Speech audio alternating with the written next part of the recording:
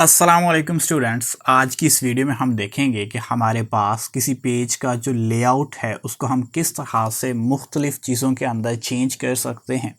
किसी एक पेज का मार्जिन हम किस तरह से अपनी मर्ज़ी से डिसाइड कर सकते हैं। किसी एक पेज की ओरिएंटेशन क्या होती है, हम उसको कैसे चेंज कर सकते हैं।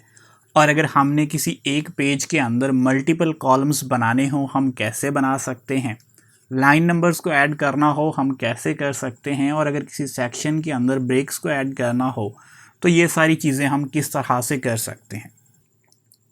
तो लेआउट के अंदर हमारे पास सबसे पहला ऑप्शन है मार्जिन्स का। मार्जिन्स के अंदर हमारे पास डिफरेंट मार्जिन्स दिए गए हैं, जिसमें बाय डिफ़ॉल्ट जो है वो हमारे पास नॉर्मल मार्जिन सिलेक्ट होता है। अब मार्जिन का मतलब क्या है कि आप कितना डिस्टेंस जो है वो लेफ़्ट, राइट, टॉप और बॉटम से पेज का छोड़ना चाहते हैं और कितना एरिया जो है वो आप स्किप करेंगे और पेज के लेफ़्ट, राइट, टॉप और बॉटम साइड से। मार्जिन्स को आप इस तरह कंसिडर कर सकते हैं जिस तरह हमारे पास यहाँ पे ये एक बॉर्डर है, ये वो डिस्टेंस है जहाँ पे टेक्स्ट जो है वो नहीं आएगा। सो बाय डिफ़ॉल्ट नॉर्मल मार्जिन के अंदर 1 इंच का डिस्टेंस होता है लेफ़्ट साइड से। सो हमारे पास लेफ़्ट साइड से 1 इंच के डिस्टेंस तक कोई भी टेक्स्ट नहीं है। सो इतना मार्जिन दिया गया है प्रिंटर के लिए कि जब वो डॉक्यूमेंट को प्रिंट करेगा तो इतने मार्जिन के अंदर वो प्रिंट नहीं करेगा। इसी तरह से हमारे पास राइट साइड पे 1 इंच का है बाय डिफ़ॉल्ट। टॉप से 1 इंच का डिस्टेंस दिया गया है प्रिंटर के लिए और इसी तरह से बॉटम से भी 1 इंच का डिस्टेंस दिया गया है। आप चाहें तो आप इस डिस्टेंस को कम भी कर सकते हैं। अगर आप नैरो मार्जिन करेंगे तो ये 1 इंच की बजाय 0.5 इंच तक कम हो जाएगा। लेफ़्ट साइड से भी, राइट साइड से भी, टॉप से भी और बॉटम से भी ये 0.5 इंच कम हो जाएगा। इसी तरह से हमारे पास मॉडरेट का ऑप्शन दिया गया है। मॉडरेट में हमारे पास क्या है कि ये टॉप और बॉटम से 1 इंच का ही गैप रखेगा, लेकिन लेफ़्ट और राइट साइड से 0.75 इंचज़ का डिस्टेंस कर देगा। अगर आप वाइड मार्जिन रखना चाहते हैं तो वाइड मार्जिन के अंदर आपके पास टॉप और बॉटम से जो है वो 1 इंच का ही गैप रहेगा, ये डिस्टेंस रहेगा, लेकिन लेफ़्ट और राइट साइड से ये डिस्टेंस जो है, ये गैप जो है वो हमारे पास 2 इंचज़ का हो जाएगा। इसी तरह से हमारे पास कुछ और ऑप्शंस भी दिए गए हैं। आप चाहें तो अपना कस्टम मार्जिन्स जो है वो भी सेट कर सकते हैं। हम इसको वापस नॉर्मल मार्जिन पे ही कर देते हैं क्योंकि मोस्टली नॉर्मल मार्जिन को ही यूज़ किया जाता है। उसके बाद है हमारे पास पेज की ओरिएंटेशन। ओरिएंटेशन का मतलब कि आप पेज को हॉरिजॉन्टल डायरेक्शन के अंदर इस पर टेक्स्ट लिखना चाहते हैं या आप वर्टिकल डायरेक्शन में इसके ऊपर टेक्स्ट लिखना चाहते हैं। सो वर्टिकल डायरेक्शन में अगर आप लिखते हैं तो उसको हम पोर्ट्रेट ओरिएंटेशन कहते हैं और अगर आप हॉरिजॉन्टल डायरेक्शन को यूज़ करते हैं तो उसको हम लैंडस्केप कहते हैं। उसके बाद हमारे पास नेक्स्ट ऑप्शन है साइज़ का। तो पेज के हमारे पास जो मोस्टली प्रिंट करने के लिए हम साइज़ यूज़ करते हैं वो 2 मेजर साइज़ेस हैं। ये 2 इम्पॉर्टेंट साइज़ेस जो हैं वो लेटर साइज़ है और लीगल साइज़ है। सो हमारे पास लेटर साइज़ जो है इसमें पेज की विड्थ 8.5 इंचेस होती है और पेज की हाइट 11 इंचेस होती है और लीगल के अंदर हमारे पास विड्थ 8.5 ही रहती है मगर हाइट हमारे पास इसमें 14 इंचेस की होती है। सो ये आपने जो पेज प्रिंटर में इंसर्ट किया है उसके अकॉर्डिंग यहाँ से ये चेंज कर लेनी है। उसके बाद हमारे पास है नंबर ऑफ़ कॉलम्स कि आप किसी पेज के ऊपर कितने कॉलम्स के अंदर डाटा को लिखना चाहते हैं। मिसाल के तौर पे आपने देखा होगा कि हमारे पास जो रिसर्च पेपर्स लिखे जाते हैं उनमें मोस्टली 2 कॉलम्स को यूज़ किया जाता है डाटा को लिखने के लिए। अब आप ये 2 कॉलम्स को किस तरह से सिलेक्ट कर सकते हैं या किसी पेज के अंदर किस तरह से 2 कॉलम्स के अंदर डिवाइड कर सकते हैं उसके लिए सिंपली आप लेआउट के अंदर कॉलम्स के ऑप्शन पर क्लिक करेंगे तो यहाँ पे बाय डिफ़ॉल्ट आप जो कुछ भी लिखते हैं वो सिंगल कॉलम के अंदर लिखा जाता है। सो आपके पास यहाँ पर 2 कॉलम का ऑप्शन दिया गया है। अगर आप 2 पर क्लिक करते हैं तो आपके पेज को 2 कॉलम्स के अंदर डिवाइड कर दिया जाता है, जिस तरह से रिसर्च पेपर्स के अंदर अक्सर किया गया होता है। आप चाहें तो आप 2 कॉलम से ज़्यादा भी कर सकते हैं, आपको 3 कॉलम्स का ऑप्शन भी दिया गया है। और आपके पास यहाँ पर अगर आप मोर कॉलम्स यानी 3 से ज़्यादा कॉलम्स को ऐड करना चाहते हैं तो आप मोर कॉलम्स पर आके अपनी मर्ज़ी से नंबर ऑफ़ कॉलम्स को डिसाइड कर सकते हैं। तो इसमें हमारे पास जो मैक्सिमम लिमिट दी गई है कॉलम्स की वो 13 कॉलम है। सो आप मैक्सिमम किसी पेज के ऊपर 13 कॉलम्स तक बना सकते हैं, इससे ज़्यादा आप नहीं बना सकते। सो अगर मैं यहाँ पे ख़ुद से भी 14 लिखता हूँ तो वो ऑटोमेटिकली जो है वो उसको 13 के अंदर कन्वर्ट कर देता है। सो मैक्सिमम लिमिट जो है मेरे पास नंबर ऑफ़ कॉलम्स की किसी पेज के ऊपर वो 13 है। उसके बाद मेरे पास कॉलम के अंदर है कि लेफ़्ट और राइट साइड। लेफ़्ट साइड पे क्या होगा कि अगर मैं लेफ़्ट को क्लिक करता हूँ तो मेरे पास जो डिस्टेंस है या जो साइज़ है वो लेफ़्ट कॉलम का कम होगा और राइट कॉलम का साइज़ जो है वो ज़्यादा होगा।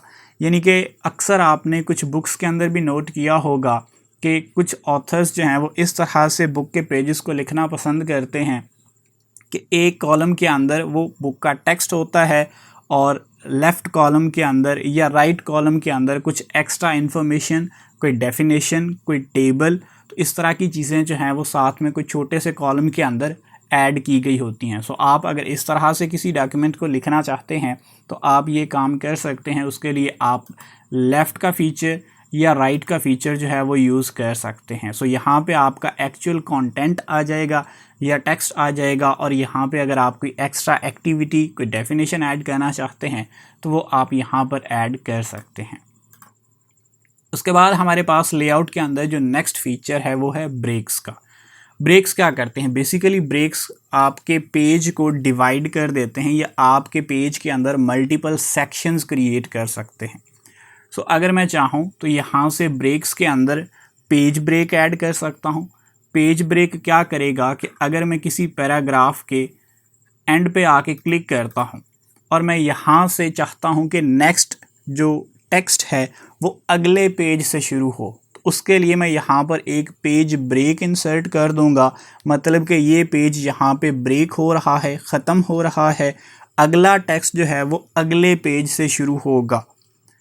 जैसे ही मैं यहाँ से ब्रेक के अंदर आके पेज ब्रेक पर क्लिक करता हूँ तो ये नीचे वाला जो टेक्स्ट है पेज ब्रेक होने की वजह से ये अगले पेज पे चला जाएगा और ये वाला पेज जो है वो सिर्फ यहीं तक रहेगा, इसके बाद ब्रेक लग जाएगी। तो जैसे ही मैं पेज ब्रेक पर क्लिक करता हूँ तो यहाँ पर मेरे पास वो टेक्स्ट जो था वो अब अगले पेज पर चला गया है और इस पेज को यहीं पे ही ब्रेक कर दिया गया है। सो मैं इसको वापस Ctrl+Z कर रहा हूँ। इसी तरह से अगर आप कॉलम के अंदर, सो मिसाल के तौर पे यहाँ पे आपने 2 कॉलम्स जो हैं उसके अंदर डाटा लिख रहे हैं और आप किसी कॉलम को ब्रेक करना चाहते हैं, यानी कि मैं चाहता हूँ कि मेरे पास ये डाटा जो है वो इस कॉलम की बजाय अगले कॉलम में चला जाए और ये वाला कॉलम जो है वो यहाँ पे ब्रेक कर जाए, तो आप ब्रेक्स के अंदर आके कॉलम को भी ब्रेक कर सकते हैं। सो जैसे ही मैंने कॉलम को ब्रेक किया है मेरे पास इस कॉलम के अंदर जो यहाँ पे टेक्स्ट आ रहा था वो अगले कॉलम पे चला गया है और ये कॉलम यहाँ पे आके ब्रेक हो गया है। उसके बाद मेरे पास ब्रेक के अंदर नेक्स्ट पेज का ऑप्शन है या कंटिन्यूअस का ऑप्शन है कि मैं अगर ब्रेक करना चाहता हूँ तो वो ब्रेक के बाद वाला टेक्स्ट जो है वो नेक्स्ट पेज पे चला जाए, या कंटिन्यूअस की मदद से ये है कि वो अलग सेक्शंस के अंदर तो डिवाइड हो जाएगा लेकिन वो सेक्शन उसी पेज पे ही रहेंगे। सो फॉर एग्जांपल अगर मैं नेक्स्ट पेज पर क्लिक करता हूँ तो ये वाला टेक्स्ट जो है वो नेक्स्ट पेज पे चला जाएगा। तो जैसे मैंने नेक्स्ट पर क्लिक किया है तो टेक्स्ट जो है वो नेक्स्ट पेज पे आ गया है। और अगर मैं नेक्स्ट पेज पे नहीं जाना चाहता, उसी पेज पे ही उस टेक्स्ट को ब्रेक करना चाहता हूँ, तो उसके लिए मैं सिंपली कंटिन्यूअस पर क्लिक करूँगा तो क्या होगा कि ये टेक्स्ट जो है ये सेक्शन अलग हो जाएगा लेकिन ये रहेगा उसी पेज पे ही। अब ये सेक्शन तो अलग हो चुका है लेकिन ये है उसी पेज पे ही। अब ये कैसे पता चलेगा कि ये सेक्शन अलग हो चुका है, ये सेक्शन ब्रेक इंसर्ट कर दिया गया है, वो हम लाइन नंबर्स के अंदर देखेंगे कि लाइन नंबर्स के अंदर अगर हमने हर सेक्शन की अलग से लाइन नंबर्स को इंसर्ट करना है, तो उसके लिए हम सिंपली रीस्टार्ट ईच सेक्शन पर क्लिक करेंगे तो हर सेक्शन के अंदर अलग से लाइन नंबर्स ऐड हो जाएंगे। अभी के लिए मैं इसको यहाँ से Ctrl+Z कर रहा हूँ। उसके बाद मेरे पास है कि मैं पेज ब्रेक करके सेकंड पेज से 4 पेज पे जाना चाहता हूँ, यानी थर्ड पेज को स्किप करना चाहता हूँ, या फर्स्ट पेज से ब्रेक करके थर्ड पेज पे जाना चाहता हूँ, सेकंड पेज को स्किप करना चाहता हूँ। सो इस तरह से भी हम पेज ब्रेक्स को यूज़ कर सकते हैं। सो अब मैं आता हूँ यहाँ पे एक सेक्शन ब्रेक लगा के। अब मैंने यहाँ पे सेक्शन ब्रेक लगा दी है। अब नज़र तो नहीं आ रहा कि सेक्शन ब्रेक लग चुका है यहाँ पे, लेकिन अगर मैं इससे नेक्स्ट फीचर को यूज़ करता हूँ जो कि लाइन नंबर्स का है, सो लाइन नंबर्स में अगर मैं आके कंटिन्यूस पर क्लिक करता हूँ तो मेरे पास यहाँ से ये लाइन नंबर्स शुरू हुए हैं। अब ये यहाँ से क्यों शुरू हुए हैं? क्योंकि मेरा कर्सर जो है वो यहाँ पर था और यहीं से लाइन नंबर्स शुरू हुए हैं। सो मैं अपना कर्सर जो है उसकी पोजीशन को यहाँ पे रखता हूँ और दोबारा से लाइन नंबर्स को इंसर्ट करता हूँ। सो अब लाइन नंबर्स जो हैं वो मेरे पास यहाँ पर इंसर्ट हो गए हैं। इससे हम चेक कर सकते हैं कि हमारे डॉक्यूमेंट के अंदर टोटल नंबर ऑफ़ लाइंस जो हैं वो कितनी है। अब आप इन लाइन नंबर्स को चेंज भी कर सकते हैं। मिसाल के तौर पे अगर आप चाहते हैं कि हर पेज पे अलग से 1 से लाइन नंबर्स जो हैं वो शुरू हों, यानी कि लाइन नंबर 1 से यहाँ से शुरू हुए हैं तो इस पेज के ऊपर 38 नंबर ऑफ़ लाइंस हैं।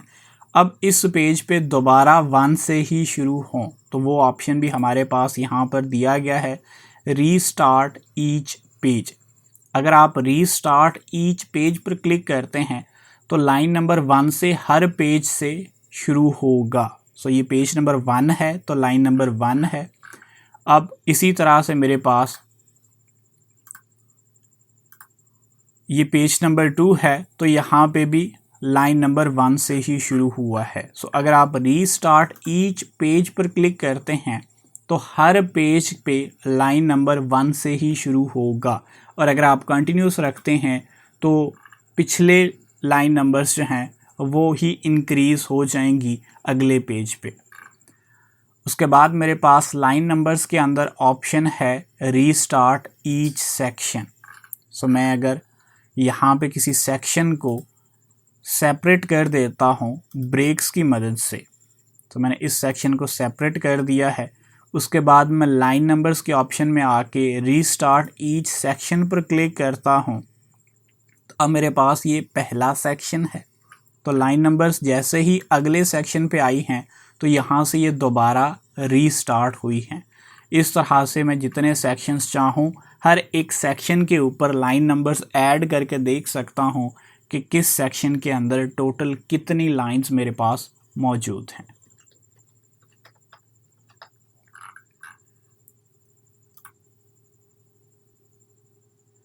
उसके अलावा अगर आप किसी पैराग्राफ को लाइन नंबर्स के अंदर ऐड नहीं करना चाहते या किसी पैराग्राफ की लाइंस को काउंट में ऐड नहीं करना चाहते तो आप जो है उस पैराग्राफ की लाइंस को स्किप भी कर सकते हैं। सो फॉर एग्ज़ाम्पल मैं इन लाइंस को पैराग्राफ के अंदर या डॉक्यूमेंट की लाइन नंबर्स के अंदर ऐड नहीं करना चाहता। मैं चाहता हूं कि टोटल काउंटिंग के अंदर से ये पैराग्राफ स्किप हो जाए, यहाँ पे ये लाइन नंबर्स जो हैं वो इंसर्ट ना हो, तो उसके लिए मेरे पास यहाँ पे सप्रेस फॉर करंट पैराग्राफ का ऑप्शन दिया गया है। इस पर अगर क्लिक करूँगा तो मेरे पास ये पैराग्राफ जो हैं इसमें लाइन नंबर्स जो हैं वो स्किप हो जाएंगी और यहाँ 28 के बाद 29 यहाँ से शुरू होगा। सो इस तरह से अगर आप किसी पैराग्राफ की लाइन नंबर्स को स्किप करना चाहते हैं तो आप वो भी कर सकते हैं। अब मैं लाइन नंबर्स को रिमूव कर रहा हूँ। उसके बाद हमारे पास ऑप्शन है हाइफनेशन का। हाइफनेशन क्या होता है कि अगर आपका टेक्स्ट लाइन के एंड से एक्सीड कर रहा है, कोई वर्ड आप लिख रहे हैं वो लाइन के मार्जिन से एक्सीड कर रहा है, तो जितने लेटर्स उस वर्ड के उस लाइन में आ रहे हैं वो उसी लाइन में लिखे जाएं। उसके बाद एक हाइफन ऐड कर दिया जाए और रिमेनिंग लेटर्स जो हैं उस वर्ड के वो नेक्स्ट लाइन में लिख दिए जाएं। तो हमारे पास हाइफनेशन के अंदर 2 डिफरेंट ऑप्शंस दिए गए हैं। आप चाहते हैं कि कंप्यूटर या सॉफ्टवेयर आपके लिए ख़ुद से हाइफनेशन कर दे तो ऑटोमेटिक पर क्लिक करेंगे तो जहाँ जहाँ पे आपके पास कुछ वर्ड्स जो हैं वो एक्सीड कर रहे होंगे उनके साथ हाइफन्स जो हैं वो ऐड हो जाएंगे। और अगर आप ख़ुद से ये काम करना चाहते हैं तो आप मैनुअल पर क्लिक करेंगे। सो मैं नन पर क्लिक करता हूँ तो ये ऑटोमेटिक हाइफनेशन जो था वो रिमूव हो गया है। उसके बाद मैं ऑटोमेटिक की बजाय अब मैनुअल पर क्लिक करूँगा तो मुझे ऑप्शन दिया गया है कि मैं कहाँ कहाँ पे हाइफन्स जो हैं उनको ऐड करना चाहता हूँ। आप सिंपली यस का बटन क्लिक करते जाएंगे तो ये हाइफन्स जो हैं वो अपने आप सॉफ्टवेयर इसमें भी ऐड करता जाएगा। और जैसे ही ये कंप्लीट हो जाएंगे सॉफ्टवेयर आपको इन्फॉर्म कर देगा कि हाइफनेशन का प्रोसेस जो है वो कंप्लीट हो चुका है। आप सिंपली ओके के बटन पर क्लिक करेंगे तो हाइफनेशन का प्रोसेस जो है वो अब आपका कंप्लीट हो चुका है।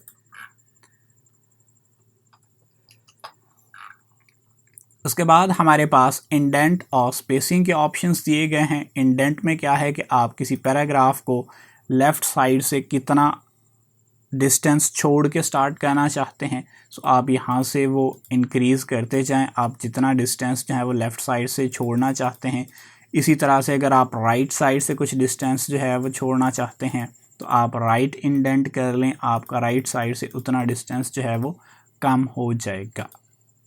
उसके बाद स्पेसिंग है कि आप पैराग्राफ से पहले और बाद में कितनी स्पेस देना चाहते हैं। सो आप यहाँ से ये स्पेस जो है वो इंक्रीज़ करते जाएं तो स्पेस जो है वो पैराग्राफ से पहले इंक्रीज़ हो जाएगी। और अगर आप बाद में स्पेस इंक्रीज़ करना चाहते हैं तो आप यहाँ से बढ़ाते जाएं तो ये पैराग्राफ के बाद की स्पेस जो है वो इंक्रीज़ हो जाएगी। सो यहाँ तक हमारे पास लेआउट के अंदर कुछ अहम फीचर्स थे। होप सो कि आपको अंडरस्टैंडिंग हुई होगी। अगर कोई क्वेश्चन है तो आप कमेंट्स में पूछ सकते हैं।